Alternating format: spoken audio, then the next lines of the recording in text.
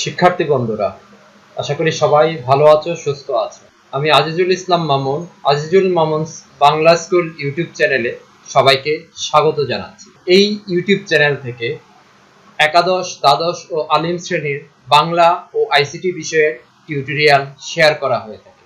পাশাপাশি নবম, দশম, একাদশ, দ্বাদশ ও আলিম শ্রেণীর শিক্ষার্থীদের জন্য বাংলা ব্যাকরণ তথা বাংলা দ্বিতীয় পত্রের টিউটোরিয়াল শেয়ার করা হয়ে থাকে।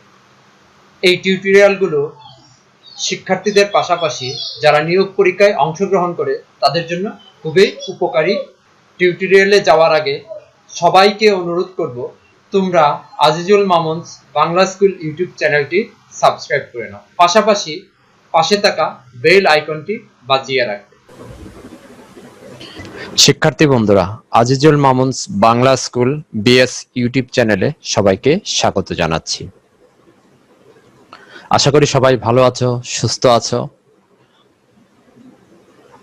আজ আমরা আলোচনা করব একাদশ, দ্বাদশ ও আলিম শ্রেণীর তথ্য ও যোগাযোগ প্রযুক্তি বিষয়ের ষষ্ঠ অধ্যায় নিয়ে। ষষ্ঠ অধ্যায়ে আছে database management system. Database management system, আমরা এই যে অনলাইন ক্লাস করছি বা সবকিছুর সাথে আসলে সম্পর্ক ডেটার। আমরা মেগাবাইট, কিলোবাইট, গিগাবাইট এইসব নিয়ে প্রায়ই কথা বলি। এগুলো আসলে ডেটারই মানদণ্ড, ব্যান্ডউইথ। ঠিক আছে, এখন ডেটা আমরা কিভাবে ব্যবস্থাপনা করব, ডেটা কিভাবে ব্যবস্থাপনা করতে হয়, সেই বিষয়গুলোই এই চ্যাপ্টারে আলোচনা করা হয়েছে। ডেটাবেজ ম্যানেজমেন্ট সিস্টেম জানতে গেলে আমাদের প্রথমেই জানতে হবে ডেটা কি বা ডেটা বা উপাত্ত কি। সুনির্দিষ্ট ফলাফল বা আউটপুট পাওয়ার জন্য প্রসেসিং এ ব্যবহৃত কাঁচামাল সমূহকে ডেটা বা উপাত্ত বলে। অন্যভাবে তথ্যের ক্ষুদ্রতম একককে বলা হয় উপাত্ত। ডেটা এর অর্থ ফ্যাক্ট, যার এক বচন হলো ডেটাম। ডেটা এক বা একাধিক বর্ণ, চিহ্ন, ক্যাপিটাল এ থেকে ক্যাপিটাল জেড, স্মল এ থেকে স্মল জি, চিহ্ন plus, minus, less, star, less than, greater than, equal বা সংখ্যা 0 থেকে নিয়ে 9 পর্যন্ত হতে পারে। এখন আমরা যদি একটা ছোট্ট উদাহরণ দিই, আমরা যদি বলি একটা কম্পিউটার। এখন কম্পিউটার বলতে গেলে কম্পিউটারের সাথে পাওয়ার কেবল থাকবে, সিপিইউ থাকবে, মনিটর থাকবে, কিবোর্ড থাকবে, মাউস থাকবে। এখন আমাদের মাউস নেই, আমরা কম্পিউটারটা চালাবো কিভাবে? হয়তো কমান্ড বেসড কম্পিউটার চালানো যায়, কিন্তু আমরা যে ধরনের ব্যবহারকারী, আমরা আসলে এই কমান্ডগুলো ভালো জানি না। সেক্ষেত্রে আসলে আমাদের কম্পিউটার ব্যবহার করা আমাদের জন্য কঠিন হয়ে যাবে। তাই ওই যে গুরুত্বপূর্ণ অংশটা আছে কম্পিউটার ব্যবহার, কম্পিউটারের যে গুরুত্বপূর্ণ অংশ একটা মাউস বা কিবোর্ড, এরা হলো কম্পিউটারের জন্য একটা উপাত্ত বা ডেটা। তো ডেটার সাথে আসলে সম্পর্কযুক্ত ইনফরমেশন বা তথ্য। আমরা মাঝে মাঝে ভুল করে ফেলি কোনটা ডেটা কোনটা ইনফরমেশন। ইনফরমেশন কি? তথ্য বা ইনফরমেশন হলো কোনো প্রেক্ষিতে সুশৃঙ্খলভাবে সাজানো ডেটা যা অর্থবহ বা ব্যবহারযোগ্য, যা আসলে আমরা ব্যবহার করতে পারবো এবং যা কোনো অর্থ নিয়ে আসবে, আমাদের জন্য অর্থ বহন করবে। অন্যভাবে বলা যায় ডেটা প্রক্রিয়াকরণের পরবর্তী অর্থপূর্ণ রূপ হলো ইনফরমেশন বা তথ্য। ডেটা প্রক্রিয়াকরণের পরবর্তী অর্থপূর্ণ রূপ হলো ইনফরমেশন বা তথ্য। মানুষ বিভিন্ন কাজে ইনফরমেশন ব্যবহার করে। আমরা এই যে কম্পিউটারটা যখন আমরা পরিপূর্ণভাবে ব্যবহার করতে পারবো তখন সেটা হবে ইনফরমেশন। এখন যদি আমি একটা মাউস হাতে করে নিয়ে যাই, তখন এই কম্পিউটারের ক্ষেত্রে মাউসটা হয়ে যাবে কি? একটা ডেটা। আমরা আরেকটু পার্থক্য দেখার চেষ্টা করি। তোমরা পরীক্ষা দাও, পরীক্ষার রেজাল্ট নিয়ে যদি আমরা বলি, কোন ছাত্রের প্রতিটি বিষয়ে প্রাপ্ত নম্বর হলো ডেটা। তোমরা পরীক্ষা দিচ্ছ, ঠিক আছে, পরীক্ষার এক বিষয়ে কত পেয়েছো বা বিভিন্ন বিষয়ে তুমি নাম্বার তুমি জানো আলাদা আলাদা, কিন্তু প্রতিষ্ঠান যে রেজাল্ট করে দিয়েছে বা ফল দিয়েছে, রিপোর্ট দিয়েছে, সেই রিপোর্টটা তোমার কাছে নেই।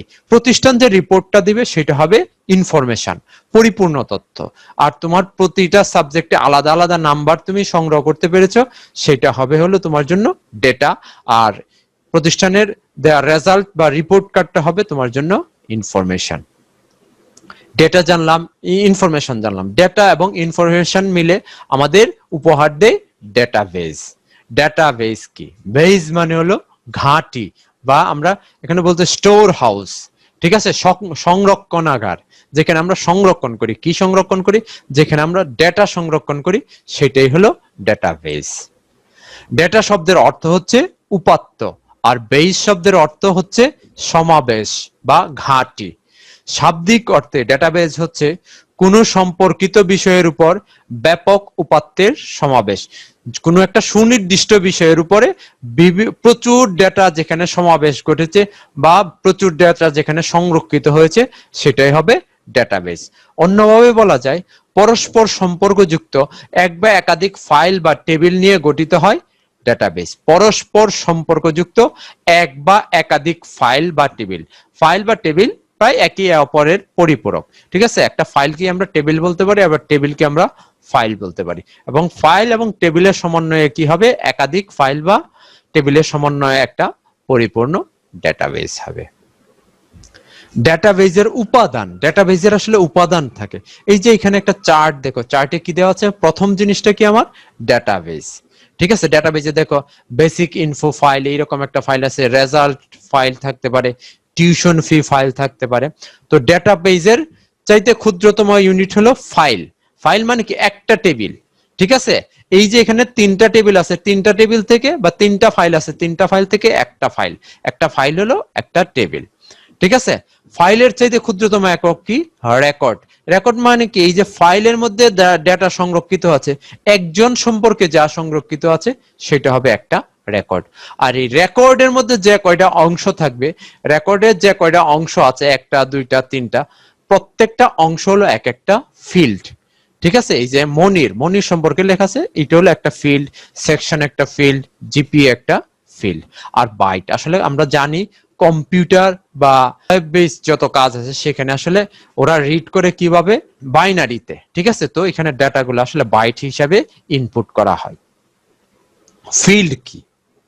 কোন একটি এন্টিটি সেটের যে প্রপার্টিজ ওই এন্টিটির বৈশিষ্ট্য প্রকাশ করে, যার উপর ভিত্তি করে উপাত্ত গ্রহণ, প্রক্রিয়াকরণ, সংরক্ষণ করা হয়, তাকে অ্যাট্রিবিউট বলে। ডেটাবেজের আমরা এন্টিটি ফাইল বলতে পারি, কিংবা এন্টিটি ডেটাবেজকে আমরা এন্টিটি বলতে পারি। তো এখানে আসলে যে আমরা ডেটা, উপাত্ত মানে কি? ডেটা যে আমরা গ্রহণ করছি বা প্রক্রিয়াকরণ করছি বা সংরক্ষণ করছি, সে সুনির্দিষ্ট জায়গায় কিন্তু যাচ্ছে। অ্যাট্রিবিউট বৈশিষ্ট্য, সুনির্দিষ্ট বৈশিষ্ট্য এবং সুনির্দিষ্ট জায়গায় যাচ্ছে। যেমন স্টুডেন্ট ইনফো, এখানে স্টুডেন্ট ইনফরমেশন, এই যে একটা ফাইল আছে, এটা কিন্তু একটা সুনির্দিষ্ট এন্টিটি। তার অ্যাট্রিবিউট আছে কি? এখানে নেম আছে, সেকশন আছে, জিপিএ আছে, ইত্যাদি। তো অ্যাট্রিবিউটকে ভিজুয়াল ডেটাবেস প্রোগ্রামে সাধারণত ডেটা ফিল্ড বলে। এই যে অ্যাট্রিবিউট গুলো আছে, নেইমের ভিতরে আমি যে যা সংরক্ষণ করছি, সেটা হলো একটা ফিল্ড। সেকশনের ভিতরে আমি যা করছি, সেটা একটা ফিল্ড। জিপি এর ভিতরে করছি, সেটা হলো একটা ফিল্ড। তারপরে রেকর্ড, পরস্পর সম্পর্কযুক্ত একাধিক ফিল্ড নিয়ে গঠিত হয় এক একটি রেকর্ড। পরস্পর সম্পর্কযুক্ত ফিল্ড যেমন কি নাম, সেকশন, জিপিএ, এই যে তিনটা ফিল্ড আছে, তিনটা ফিল্ড মিলে একজন সম্পর্কে তথ্য দিয়েছে। কার? মনির সম্পর্কে তথ্য দিচ্ছে। আরেকটা রেকর্ড কি? কবির সম্পর্কে তথ্য দিচ্ছে। আরেকটা রেকর্ড কি? রাহাত সম্পর্কে তথ্য দিচ্ছে। এই যে একজন সম্পর্কে আলাদা ফিল্ড গুলা সমন্বিত হয়ে যখন একজন সম্পর্কে আমাদেরকে ইনফরমেশন দিচ্ছে, তখন সেটা হয়ে যাবে কি? একটা রেকর্ড। একজন সম্পর্কে যখন পরিপূর্ণ কিছু পাবো, তখন সেটা হবে রেকর্ড। আর রেকর্ডের চাইতে বড় ধাপ হলো ফাইল। ফাইল কি? এক বা একাধিক রেকর্ড নিয়ে টেবিল বা ফাইল তৈরি হয়। এক বা একাধিক রেকর্ড কি বললাম? এই যে মনির সম্পর্কে যদি এইটা নিয়ে একটা ফাইল হইতে পারে, কিংবা মনির, কবির, রাহাত, তিনজন না 300 জন নিয়ে একটা ফাইল হইতে পারে। ফাইল বা টেবিল, ঠিক আছে। ডেটাবেজের ডেটাবেজ হলো সবচাইতে বড় বিষয়, তার চাইতে ক্ষুদ্রতম বিষয় হলো ফাইল। ডেটাবেজ বললাম। ডেটাবেজের সুবিধা, আমরা ডেটাবেজ যে ব্যবহার করব কেন, কি সুবিধা পাবো, তাও আমাদের দেখে নেওয়া উচিত। আমরা একটু দেখি আসলে ডেটাবেজের সুবিধা সমূহ কি। একই তথ্যের পুনরাবৃত্তি রোধ করে স্থানের সর্বোচ্চ ব্যবহার করা যায়। একই তথ্যের কিন্তু আর পুনরাবৃত্তি হয় না, তাতে স্থান সংকুলান, জায়গার ব্যবহার কম হয়। কম জায়গা ব্যবহার করে আমরা অধিক জিনিস সংরক্ষণ করতে পারি। তথ্যের অসামঞ্জস্যতা দূর করা যায়। যে তথ্যগুলো সংরক্ষিত হবে, সেই তথ্যগুলোর মধ্যে কোনো অসামঞ্জস্য থাকবে না। একই সময়ে একাধিক ব্যবহারকারী একই তথ্য নিয়ে কাজ করতে পারবে। বিভিন্ন প্রান্ত থেকে বিভিন্ন ব্যবহারকারী কাজ করবে, কিন্তু তারা একটা তথ্য বিভিন্ন জন একসঙ্গে ব্যবহার করতে পারবে। তথ্যের নিরাপত্তা নিশ্চিত করা যায়, তথ্যগুলো হারানোর ভয় কম থাকে। স্বল্পতম সময়ে তথ্য খুঁজে বের করা যায়, অল্প সময়ের মধ্যে আমরা আমাদের প্রয়োজনীয় তথ্য খুঁজে বের করতে পারবো। সহজে এবং কম সময়ে একটি ডেটাবেস বা তথ্য ভান্ডার তৈরি করা যায়, এবং অল্প সময়ের মধ্যে আমরা তথ্যের ভান্ডারটাও কম সময়ের মধ্যে আমরা এবং সহজে তৈরি করতে পারবো। ডেটা উপস্থাপন করা সহজ ও দ্রুত হয়, আমরা সহজ ও দ্রুত ডেটা উপস্থাপন করতে পারবো। সংরক্ষিত ডেটাকে যখন তখন প্রয়োজনীয়ভাবে আপডেট করা যায়, আমার প্রয়োজন পড়লে ডাটাকে আমি পরিবর্তন করতে পারবো, প্রয়োজন পড়লে আমি ডাটাকে ডিলিট করতে পারবো। প্রয়োজনীয় সময়ে অত্যন্ত দক্ষতার সাথে ডেটা পরিচালনা করা যায়, আমার যদি প্রয়োজন পড়ে ওই সময়ে আমি খুব সহজে এবং দ্রুততার সাথে আমি আমার ডেটা পরিচালনা করতে পারবো, নাকি আমার প্রয়োজন অনুযায়ী আমি সংগ্রহ করতে পারবো। আমরা সুবিধা দেখলাম, অসুবিধাও আছে অবশ্যই, সুবিধার পাশে অসুবিধা থাকতেই পারে। ভুল ডেটার কারণে অনেক সময় প্রক্রিয়াকরণ ধীরগতি সম্পন্ন হয়, যদি আমরা ভুল ডেটা দিই তাহলে ডেটা প্রক্রিয়াকরণ স্লো হয়ে যাবে, আস্তে আস্তে হবে। কিছু ভুল ডেটা সম্পূর্ণ ডেটাবেসকে নষ্ট করে, আমরা যদি ভুল ডেটা দিই সেটা ফাইল বা রেকর্ডকে করাপ্ট করবে, এবং ফাইল যদি করাপ্টেড হয় তখন ডেটাবেসটাই করাপ্টেড হতে পারে। ডেটাবেস ব্যবস্থাপনার জন্য অভিজ্ঞ জনশক্তির প্রয়োজন হয়, যে কেউ চাইলেই ডেটাবেস চালাতে পারবে না। যিনি ডেটাবেস সম্পর্কে অভিজ্ঞ বা ডেটাবেস পরিচালনার উপরে নিয়েছেন, প্রশিক্ষণ নিয়েছেন, তারাই ডেটাবেস পরিচালনা করতে পারেন, সেজন্য অভিজ্ঞ জনশক্তির প্রয়োজন পড়বে। এবং ডেটা নিরাপত্তা ব্যবস্থা থাকতে, এবং ডেটার নিরাপত্তা নিশ্চিত করতে হবে। যদি নিশ্চিত করা না হয় ডেটার নিরাপত্তা, তাহলে কিন্তু যে কোনো সময় ডেটা ওখান থেকে লিকেজ হয়ে যেতে পারে বা হারিয়ে যেতে পারে। ডেটাবেস ম্যানেজমেন্ট সিস্টেম, আমরা ডেটাবেস নিয়ে বললাম, এখন ডেটাবেস ম্যানেজমেন্ট সিস্টেম। ম্যানেজমেন্ট মানে কি? ব্যবস্থাপনা পদ্ধতি। ডেটাবেস আমরা আসলে কিভাবে ব্যবস্থাপনা করব, এই যে ডেটাবেস আমরা তৈরি করব, ডেটাবেস তৈরি করে এটা ব্যবস্থাপনা করতে হবে। ডেটাবেস ম্যানেজমেন্ট সিস্টেম বা ডিভিএমএস হলো একটি সফটওয়্যার যা ডেটাবেস তৈরি, পরিবর্তন, সংরক্ষণ, নিয়ন্ত্রণ এবং পরিচালনার কাজে ব্যবহৃত হয়। ডিভিএমএস হলো ডেটাবেস ম্যানেজমেন্ট সিস্টেম বা ডেটাবেস ব্যবস্থাপনা পদ্ধতি। এটা হলো একটা সফটওয়্যার, এর মাধ্যমে আমরা ডেটাবেস তৈরি করতে পারি, পরিবর্তন করতে পারি, সংরক্ষণ করতে পারি, নিয়ন্ত্রণ বা পরিচালনা করতে পারি। এই কাজে আসলে আমরা কি কি সফটওয়্যার ব্যবহার করি? MySQL, PostgreSQL, Microsoft Access, SQL server, FileMaker, Oracle, dBase, Clipper, FoxPro ইত্যাদি। এবং এর মধ্যে সবচেয়ে জনপ্রিয় হলো মাইস্কুয়েল। আর সবচেয়ে রিচ যে ডেটাবেস ম্যানেজমেন্ট সিস্টেম ডিভিএমএস সফটওয়্যার সেটা হলো ওরাকল। বড় আকারের ডাটা নিয়ে যদি কাজ করতে হয় তাহলে ওরাকল ডেটাবেস ম্যানেজমেন্ট সিস্টেম নিয়ে কাজ করতে হবে। ডিভিএমএস এর সুবিধা, ডাটাবেস ম্যানেজমেন্ট করলে কি সুবিধা পাবো? ডাটার বাহুল্য কমায়, যেমন ম্যাথ বলি আমরা, শরীরে ম্যাথ থাকে, আসলে ম্যাথ না, প্রয়োজনীয় জিনিসগুলাই সে ওইখানে সংরক্ষণ করবে। রেকর্ডের ভিত্তিতে আধুনিকীকরণ করা যায়, রেকর্ড প্রয়োজন অনুযায়ী আমরা পরিবর্তন করতে পারবো, আধুনিকীকরণ করতে পারবো। সহজে ডাটাবেস থেকে নির্দিষ্ট রেকর্ড অনুসন্ধান করা যায় এবং বিভিন্ন ধরনের রিপোর্ট তৈরি করা যায়। আমরা প্রয়োজনে খুব সহজভাবে ডাটাবেস থেকে রেকর্ড খুঁজে বের করতে পারবো এবং আমাদের প্রয়োজন অনুযায়ী আমরা রিপোর্টও সেখান থেকে গ্রহণ করতে পারবো সহজেই। ডেটার সঠিকতার নিশ্চয়তা প্রদান করা যায় এবং ওইখান থেকে সঠিক তথ্য পাওয়া যাবে, এটার নিশ্চয়তা পাওয়া যায়। ডেটার নিরাপত্তা নিশ্চিত করা যায় এবং ডেটা নিরাপদ থাকবে এটাও নিশ্চিত হয়। ডেটার রিডান্ডেন্সি দূর করা যায়, রিডান্ডেন্সিটা আমরা এখানে দূর করতে পারবো, অপ্রয়োজনীয় কিছু আসলে এখানে থাকবে না। প্রোগ্রাম ডেটা নির্ভরশীলতা দূর করে, ডেটা এখান থেকে পাওয়ার জন্য আসলে প্রোগ্রামের উপর আমাদের নির্ভর করতে হবে না, ওই ডিবিএমএস সিস্টেমেই আসলে আমাদের ডেটা খুঁজে বের করে দেওয়ার কাজ করে দিবে এবং সহজেই ওইখান থেকে ডেটা নিয়ে শেয়ার করা যায়। অসুবিধা আছে, অসুবিধাগুলো আসলে ডাটাবেজের যে অসুবিধা থাকে সেই অসুবিধাগুলোই মূলত ডিভিএমএসও আমরা দেখি। ভুল ডেটার কারণে ডেটাবেস প্রক্রিয়াকরণ পদ্ধতি ধীরগতি সম্পন্ন হয়, কিছু ভুল ডেটা সম্পূর্ণ ডেটাবেসকে প্রভাবিত করতে পারে, নষ্ট করতে পারে, অভিজ্ঞ জনশক্তির প্রয়োজন হয়, সর্বশেষ যেটা অধিক ব্যয় সাপেক্ষ। এবং ডিভিএমএস নিতে হলে আমাদের কি করতে হবে? বেশি অর্থ আমাদের ব্যয় করতে হবে। ডেটাবেস অ্যাডমিনিস্ট্রেটর, অ্যাডমিনিস্ট্রেটর মানে কি প্রশাসক। এই যে আমরা ডেটাবেস বলছি বা ডিভিএমএস আমরা ব্যবহার করব, ডিভিএমএস আসলে যে কেউ চালাইতে পারবে না, একজনকে ধরে এনে দিলেই তো সে উনি চালাতে পারবেন না, এটার জন্য যিনি প্রশিক্ষণ প্রাপ্ত বা যিনি অভিজ্ঞ ব্যক্তি তিনিই চালাইতে পারবেন। তো যিনি পরিচালনা করবেন তাকেই আসলে বলা হবে অ্যাডমিনিস্ট্রেটর। যে ব্যক্তি বা ব্যক্তিবর্গের উপর ডেটাবেজের কেন্দ্রীয় নিয়ন্ত্রণ ব্যবস্থা অর্পিত থাকে সেই ব্যক্তি বা ব্যক্তিবর্গকে ডেটাবেজ অ্যাডমিনিস্ট্রেটর বলে। সেই ব্যক্তি বা ব্যক্তিবর্গ হলেন ডেটাবেজ অ্যাডমিনিস্ট্রেটর। সংক্ষেপে বলা যায় ডেটাবেজের সার্বিক দায়িত্বে নিয়োজিত ব্যক্তিকে ডেটাবেজ অ্যাডমিনিস্ট্রেটর বলে, যিনি আসলে ডেটাবেজের সার্বিক দায়িত্বে থাকবেন। এটা ব্যক্তি হইতে পারেন, একক ব্যক্তি হইতে পারেন, আবার একটা টিম হইতে পারে, একটা দল হইতে পারে, ব্যক্তিবর্গ হইতে পারে, অনেকে মিলেও কাজ করতে পারেন, একজনেও কাজ করতে পারেন।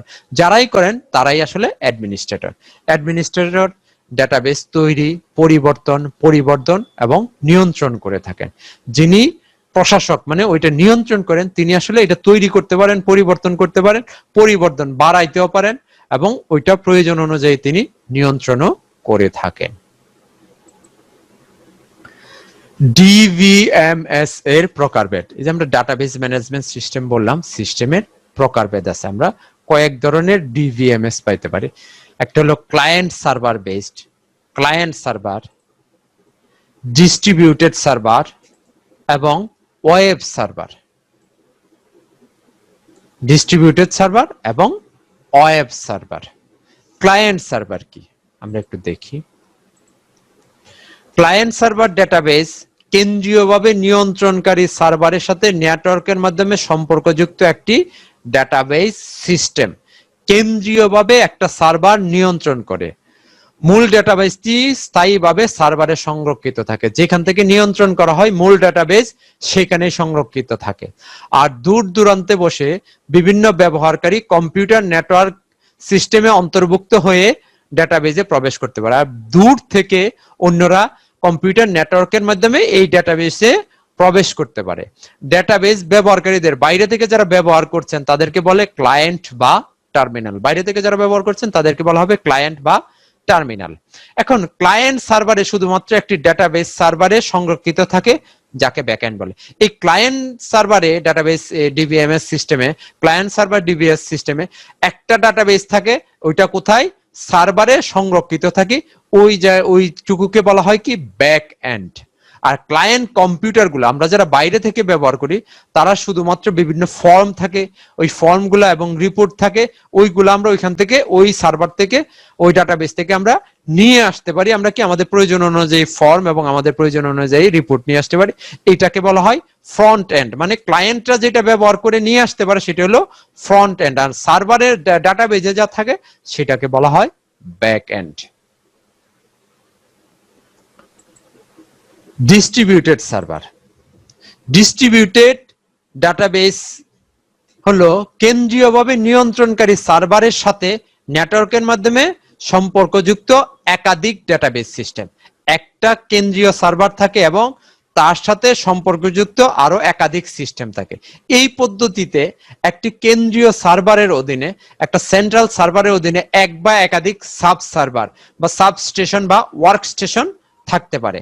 একটা সার্ভারের অধীনে একাধিক ওয়ার্কস্টেশন বা সাব সার্ভার থাকে। সেন্ট্রাল সার্ভার সহ প্রত্যেকটি সাব সার্ভারে বা ওয়ার্কস্টেশনে ডাটাবেস থাকে। আমরা ক্লায়েন্ট সার্ভারে কি দেখলাম? একটা ডাটাবেস থাকে, ওইটা বাইরে থেকে ক্লায়েন্টরা অ্যাক্সেস করে। কিন্তু ডিস্ট্রিবিউটেড সার্ভারে যতগুলা সাব সার্ভার বা ওয়ার্কস্টেশন থাকবে প্রত্যেকটা জায়গায় একটা করে ডাটাবেস থাকবে এবং মূল যে সার্ভার থাকবে ওই সার্ভারেও ডাটাবেস থাকবে। সাধারণত ডাটাবেস ওয়ার্কস্টেশন গুলো ভিন্ন দূরবর্তী স্থানে হয়ে থাকে এবং যে ওয়ার্কস্টেশন বা সাব সার্ভার গুলা, এগুলা যে প্রতিষ্ঠান ডাটাবেস তৈরি করবে ওই প্রতিষ্ঠানের প্রয়োজন অনুযায়ী নির্দিষ্ট কিছু এলাকায় এগুলা স্থাপন করা হবে তাদের প্রয়োজন মতো। সাধারণ ডাটাবেস ওয়ার্কস্টেশন গুলো ভিন্ন দূরবর্তী স্থানে হয়ে থাকে। এই পদ্ধতিতে প্রত্যেকটি ওয়ার্কস্টেশনে স্বতন্ত্রভাবে ডাটাবেস সংশোধন, সম্পাদন প্রভৃতি কাজ করা হয় এবং যে ওয়ার্কস্টেশন বা সাব সার্ভার গুলো থাকে ওইখানে কি ডাটাবেস পরিবর্তন বা সংশোধন করার কাজ করা যায়। এবং সেন্ট্রাল সার্ভারে সংরক্ষিত কেন্দ্রীয় ডাটাবেস ওয়ার্কস্টেশন গুলোর ডাটাবেসের সর্বশেষ অবস্থা অনুযায়ী পরিবর্তন বা আপডেট হয়, এবং মূল সার্ভারে যে ডেটাবেস থাকে, ওয়ার্কস্টেশনে যে চেঞ্জগুলো হচ্ছে সেই অনুযায়ী তারা পরবর্তীতে পরিবর্তন নিজেরা করে নেয়। এবং সার্ভারের কেন্দ্রীয় ডেটাবেস সাব সার্ভারগুলো ডেটাবেজের ডাটা পাঠ, ডাটা বর্ণনার ভাষা ইত্যাদি পরিবর্তন এবং পরিমার্জন করতে পারে। আবার মূল সার্ভার ওই সার্ভার সাব সার্ভারগুলোর সবগুলা চেঞ্জ করতে পারে প্রয়োজন অনুযায়ী। হলো ডিস্ট্রিবিউটেড সার্ভার, হলো ওয়েব সার্ভার, বা এটাকে আসলে বলে ওয়েব এনেবল ডাটাবেস। যে ডাটাবেস ইন্টারনেটের সুবিধাযুক্ত যে কোনো স্থান থেকে, ইন্টারনেট থাকতে হবে, এবং ইন্টারনেট থাকলে আমরা কি করব, স্থান থেকে সাধারণ ওয়েব ইন্টারফেসের মাধ্যমে যে কোনো প্ল্যাটফর্মে রিমোটলি অ্যাক্সেস, মানে কি বাইরে থেকে প্রবেশ করতে পারবে, এবং যেখানে ইন্টারনেট থাকবে সেখান থেকে প্রবেশ করতে পারবে, রিমোটলি অ্যাক্সেস করা যায়, তাকে ওয়েব এনেবল ডেটাবেস বলে। অন্যভাবে বলা যায় যে ডেটাবেজে ইন্টারনেট এবং ওয়েব ব্রাউজারের মাধ্যমে বিভিন্ন তথ্যগুলো ইন্টারঅ্যাক্টিভ উপায়ে অ্যাক্সেস, বাইরে থেকে প্রবেশ, কোয়েরি তৈরি করা, অর্ডার প্রদান, রিপোর্ট ও ট্র্যাক করা যায়। ঠিক আছে, বাইরে থেকে সে রিপোর্ট করা যায়, ট্র্যাক করা যায়, অর্ডার প্রদান করা যায়, এবং রেকর্ড সমূহকে পরিবর্তন করা যায়, তাকে ওয়েব এনেবল ডাটাবেস বলে। এবং ইন্টারনেট কানেক্টেড থাকে, সব ধরনের সুবিধা বা প্রবেশাধিকার পাওয়া যায় যে ডাটাবেজে, সেটাকেই বলা হয় ওয়েব এনেবল ডাটাবেস বা ওয়েব সার্ভার ডাটাবেস, ডিভিএমএস। RDVMS, আমরা ডিভিএমএস দেখেছি। ডিভিএমএস মানে কি, ডাটাবেস ম্যানেজমেন্ট সিস্টেম। এর সাথে আর একটা ক্যারেক্টার যুক্ত করে দেওয়া হলো RDVMS। আর হলো রিলেশনাল ডাটাবেস ম্যানেজমেন্ট সিস্টেম, এই হলো RDVMS। RDVMS এর পূর্ণরূপ relational database management system. Database ও ডেটাবেস ব্যবহারকারীর মধ্যে সমন্বয়কারী সফটওয়্যার হিসেবে দায়িত্ব পালন করে। ডেটাবেস যেটা আছে এবং ডেটাবেস যারা ব্যবহার করবে তাদের মধ্যে সমন্বয় সাধন করার জন্য যে সফটওয়্যারটা ব্যবহার করা হয় সেটাকে বলা হয় RDVMS। রিলেশনাল ম্যানেজমেন্ট প্রোগ্রামে একাধিক data table, query form, report ইত্যাদি থাকতে পারে। রিলেশনাল ডাটাবেস মডেল হলো আধুনিক ডাটাবেস টেকনোলজির ভিত্তি। আধুনিক যে আমরা ডাটাবেস টেকনোলজি ব্যবহার করি তার ভিত্তি হলো relational database model. Relational database মূলত পুরো ডাটাবেসকে বিভিন্ন লজিক্যাল ইউনিটে বিভক্ত করে। ডাটাবেসকে লজিক্যাল ইউনিটে বিভক্ত করে। লজিক্যাল ইউনিট কি? প্রতিটি লজিক্যাল ইউনিট হলো একটি টেবিল বা ফাইল। টেবিলকে আমরা ফাইলও বলতে পারি। প্রত্যেকটা ডাটাবেসে একের অধিক ফাইল থাকতে পারে, একটা তো থাকবে, একের অধিক ফাইল থাকবে, এবং এই ফাইলগুলা একটা আরেকটার সাথে সম্পর্ক যুক্ত হবে। ওই যে সম্পর্ক হবে, কি দিয়ে সম্পর্ক যুক্ত হবে? যুক্তি দিয়ে সম্পর্ক তৈরি করবে। ওই যুক্তি দিয়ে সম্পর্ক তৈরি করার প্রক্রিয়াটাই হলো রিলেশন এবং রিলেশনাল ডাটাবেস ম্যানেজমেন্ট সিস্টেম। প্রতিটি টেবিলে অনেকগুলো ফিল্ড থাকতে পারে, তবে প্রত্যেকটি টেবিলে একটি কি থাকা বাঞ্ছনীয়। প্রত্যেকটা টেবিলে অনেকগুলো ফিল্ড থাকবে, এবং অনেকগুলো ফিল্ড থাকলে এর মধ্যে একটা কি থাকবে। কি আসলে কি কাজ করবে? শনাক্তকরণের কাজটা করে দিবে। কি আসলে আমরা পরের টিউটোরিয়ালে আমরা পাবো, কি নিয়ে আমরা বিস্তারিত আলোচনা করব। এইখানে অনেক ধরনের কি ব্যবহৃত হয়। তাহলেই সবগুলো টেবিলের মধ্যে রিলেশন তৈরি করা সম্ভব হবে। ঠিক আছে, যদি এখানে কি থাকে তাহলেই আমরা সবগুলো টেবিলের মধ্যে সম্পর্ক বা রিলেশন তৈরি করতে পারবো। কি যদি সুনির্দিষ্ট না থাকে তাহলে কিন্তু সম্পর্ক তৈরি করা সম্ভব হবে না। শিক্ষার্থী বন্ধুরা, আজকে টিউটোরিয়ালটি এখানেই শেষ করছি। টিউটোরিয়ালটি যদি তোমাদের ভালো লেগে থাকে তাহলে আজিজুল মামুন বাংলা স্কুল বা বিএস ইউটিউব চ্যানেলটি সাবস্ক্রাইব করার জন্য তোমাদের অনুরোধ করছি। সবাই ভালো থাকবে, সুস্থ থাকবে। আল্লাহ হাফেজ।